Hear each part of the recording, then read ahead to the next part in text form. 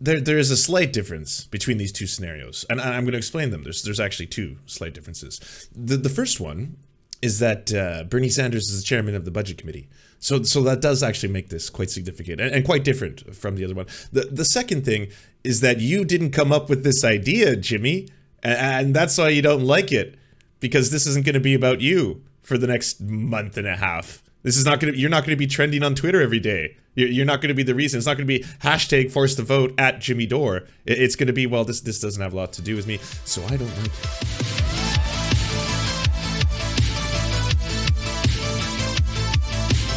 I've said this before. I do not relish in either attacking or condemning other people who consider themselves to be progressives or leftists. I don't think it's a very constructive thing. It's one of the reasons on Twitter I don't spend a large amount of time, let's say, rage tweeting at fellow people who are lefties or progressives or whatever. I mean, I'm weak, all right? I'm weak like the rest of you. There are times when a take is so cringe that I cannot resist, and my fingers move faster than my mind, and that's true. I'll admit my failures and my failings, but for the most part, I try to avoid it. There are exceptions to this rule, it seems, when people are so large with such massive megaphones, and that includes Glenn Greenwald and Jimmy Dore, and they're making takes that I think effectively are damaging to the left as a whole, including this one here. Glenn Greenwald says, I consider Tucker Carlson to be a socialist. I think this is one of the opening salvos in the strange red-brown alliance that we're crafting, because again, yeah, for the next 4 years, effectively, who are the other people who are going to be very, very upset and pissed off with the Biden administration? Well, of course, it's the conservatives. Does that mean then that we need to align ourselves as progressives or leftists with the Conservative Party or with the Republican Party or with any kind of right-wing ideology? Well, I personally say no, because they're further from our goals than you would expect, but hey, I seem to be a minority in that idea. In different parts of the democratic world, and I'm going to touch a little bit on the comments you just made about the evolution of the center left in Brazil. And correct me if I'm wrong, but I believe your husband is affiliated with the Socialism and Liberty Party. That's correct, right? I think you're on mute. Sorry about that. Yeah, that's exactly. Hey, it's not just me. It's not just me. Other people mute out all the time. All right, come on. Wow, I feel so redeemed right now. This is great. Okay, correct. Okay, no, I just wanted to double check before I ask this. So why do you think the idea of socialism, both as it's framed by the right and the left in America, varies so drastically from what we've seen in, Brazil, other Latin American countries, even countries in Europe? Is that just because of, the huge play that identity politics has in America? I'm curious about that distinction and how it's evolved into something that doesn't really look like socialism anywhere else in the world, at least in my opinion. Yeah, it's really interesting. I mean, in Brazil, for instance, the Workers' Party was founded by Lula.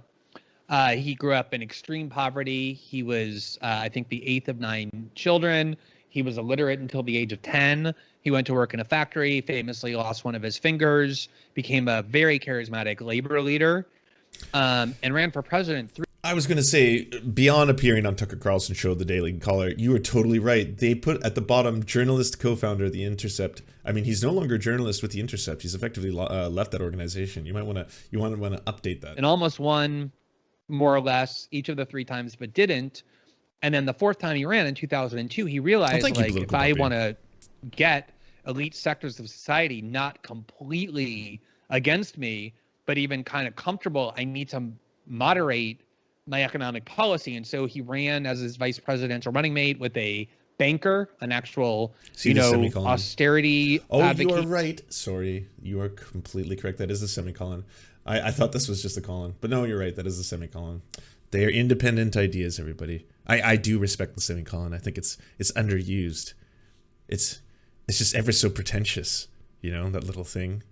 One dot, the other dot with a tail, and all of a sudden, oh, look at you, bougie motherfucker. Correctly using a semicolon. Banker just to calm international markets and make people less concerned about what his presidency would look like. And when he got into power, people were petrified that he was going to become like Cuba or Venezuela. He was a supporter of Chavez and Castro, but he always said, my form of leftism is not the one that erodes civil liberties. It's not communism. I believe that there should be a free market. We need that to generate growth. I just believe in a more equitable distribution of resources. And he innovated these social programs that even, kind of like think tanks, capitalist think tanks, and journals like The Economist to this day praise, including one where women who are single mothers who are raising children get a monthly payment as long as they can demonstrate that their children have been vaccinated and are regularly going to school. So it incentivizes them to make sure their children aren't lost into the society, are doing the things that make them healthy and educated, and only then do they get this payment. And Brazilian growth skyrocketed under Lula. The rich did very well. See, this is one of the things that's very unusual is with Glenn Greenwald, he's done so much incredible work. Like I cannot even begin to you know, have the gall to deign that, you know, anything that myself or even a lot of other creators have done have come close in terms of his reporting on South America. It was seminal, especially when it came to Lula. Although this take is unusual, selling the ideas that Lula did, which it did effectively raise the poorest Brazilians out of poverty and created this economic class of new purchasing power, which is entirely true. But then to say that this was based on his appreciation or necessity to operate within the free market is a little bit unusual. He was basically trying to bring the poorest Brazilians out of abject poverty. And his argument being is one that is, again, reiterated by other economists, that doing so would give them purchasing power, which in turn would then fuel the economy as a whole, right? It wasn't some kind of like admonition that the free markets are going to be salvation in any way, shape, or form. It was more that you need to utilize the existing systems that we have in order to raise so many millions of people out of extreme poverty. And got very comfortable with him, which is why he overwhelmingly got elected. I think that's what you're seeing. I mean, obviously the word socialist carries a lot of baggage from the Cold War. It evokes on purpose the Soviet Union or, you know, Castro or Chavez, Pol Pot, people like that, kind of the Mao.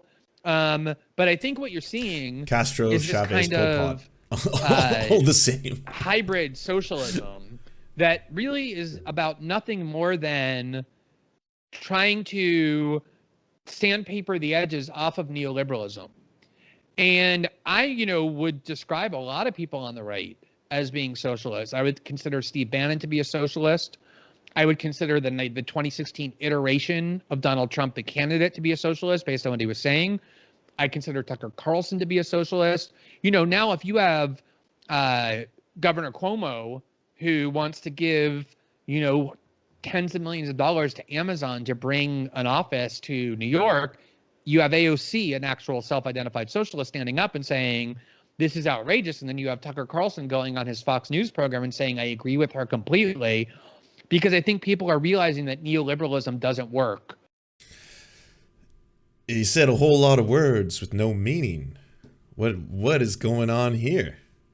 So, what are you doing? Is this an Oprah for socialism? You have a socialism. You have a socialism. You all have a socialism. Like Donald Trump, the socialist? Steve Bannon, the socialist? Tucker Carlson, the socialist? What is going on?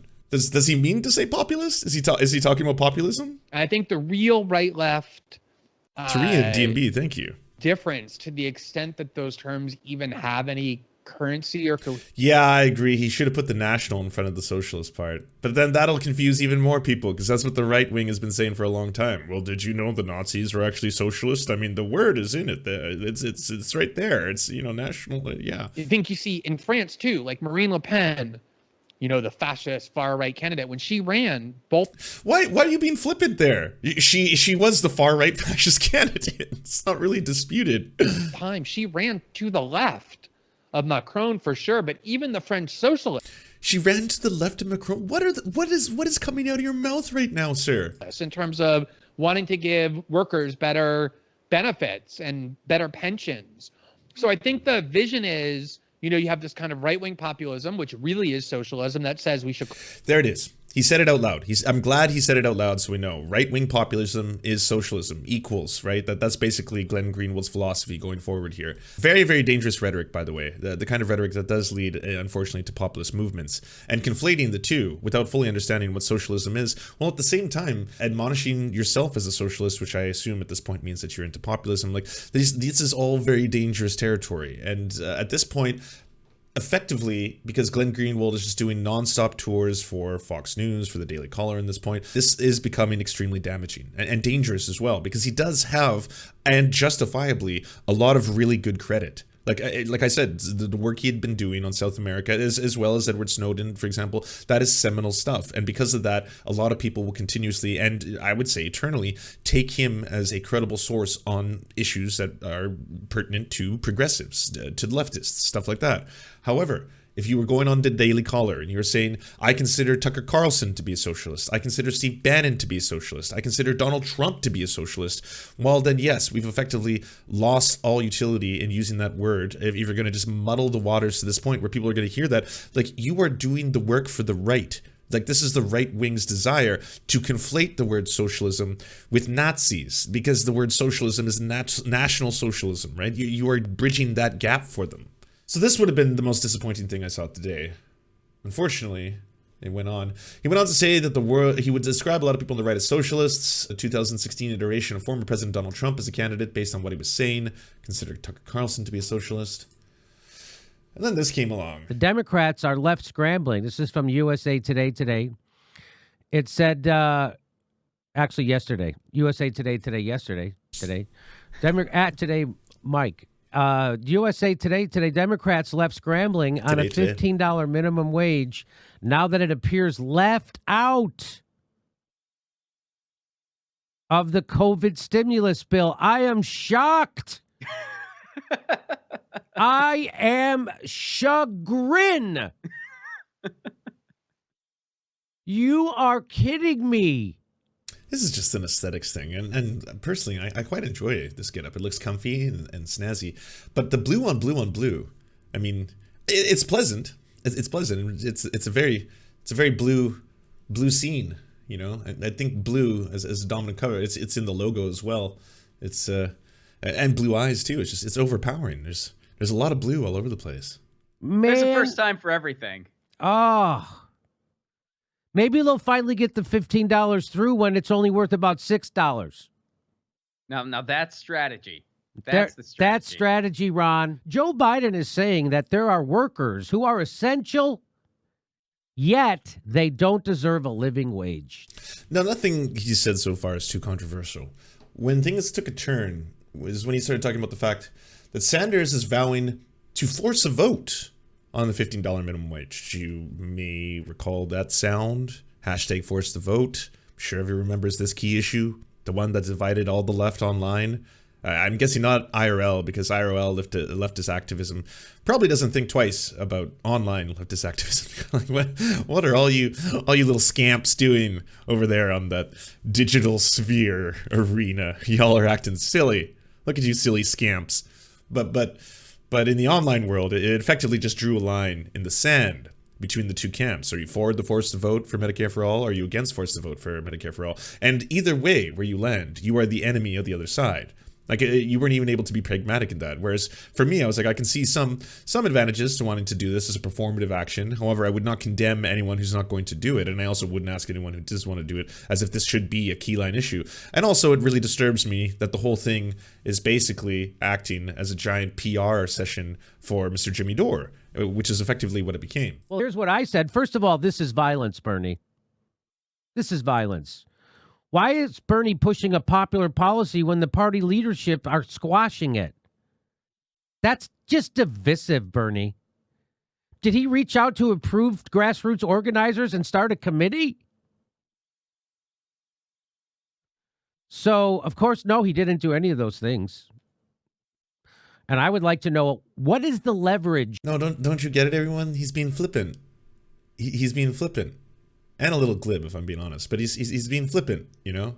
It's hey everybody, this is pointless, right? Isn't that what happened?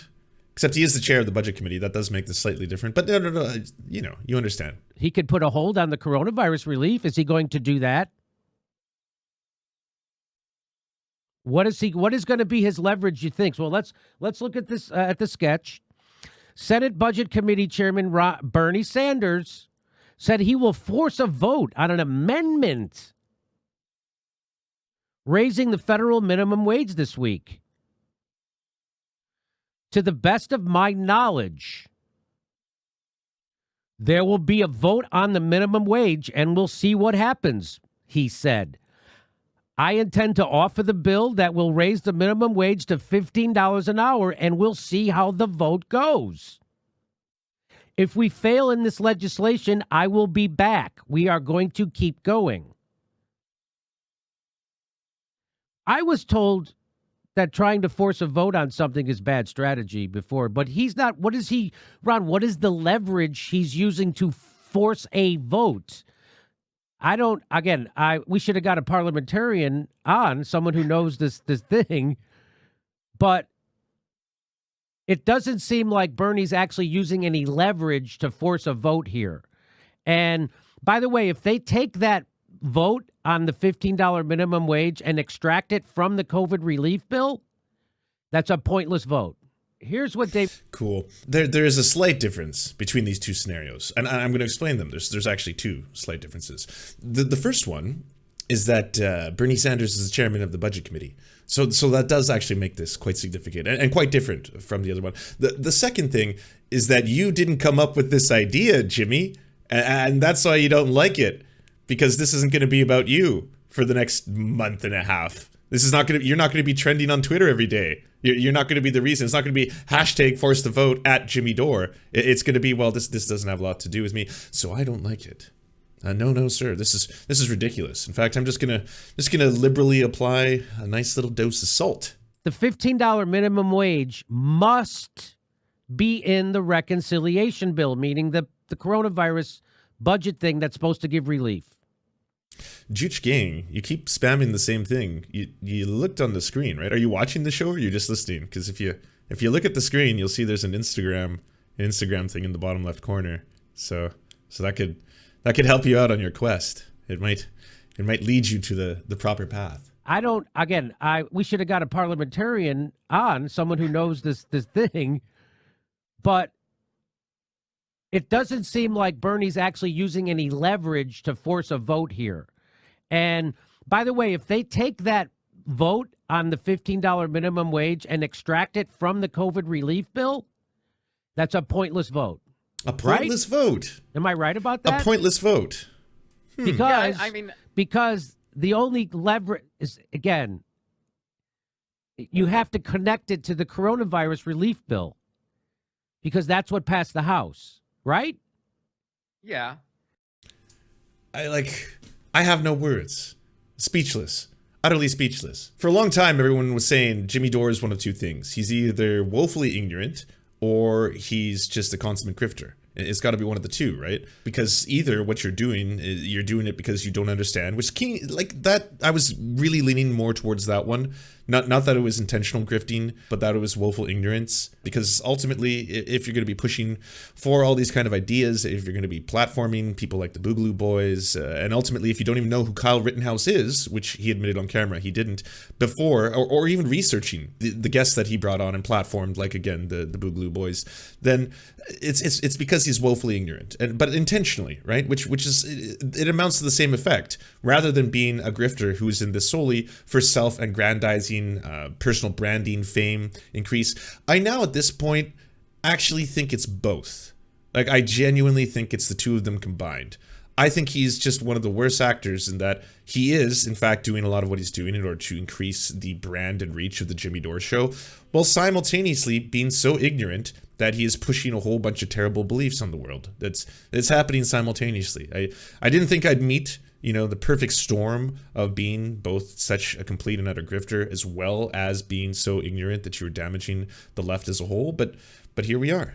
Here we are. That's got to be what I'm witnessing here. That or what is the point? If you want us to advertise your channel or work, please go to weareserfs.com and email us a 20 to 30 second ad, and we'll take it on to the end of one of our videos to help promote your leftist channel or progressive something. Whatever you do.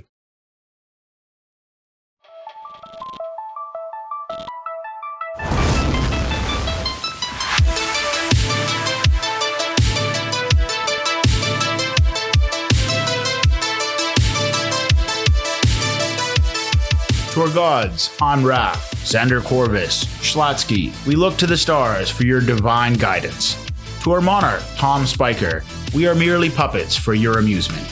To our lords, Trevor R., Alexander Thaler, Hans Josephine, Ryan Lubin, Timothy K. Meeble Beeps Jr., Bisexual Black Gamer, and Tofox, we shall carry your banner into the fog of war. To our Knights of the Round Table, Josh Mickelson, Zach Christensen, Todd Buckingham, Todd Lajeunesse, Political Puppy, Jimmy Bignuts, Andreas Chiringuito, Yoppie, Violent Orchard, Sophie Baby, Thomas Barrington, J. Fraser Cartwright, Goofalankius, Melissa Murphy, Nicholas Marks, Radical Maniac, The Great Pudini, Kale Kotka, Anthropophagic, Serene 42, Chronic de Hemphog, Phone Jenny, Incosin, Constance Joyce Lacheris, and Ramon Acosta. We drink with you and we salute you.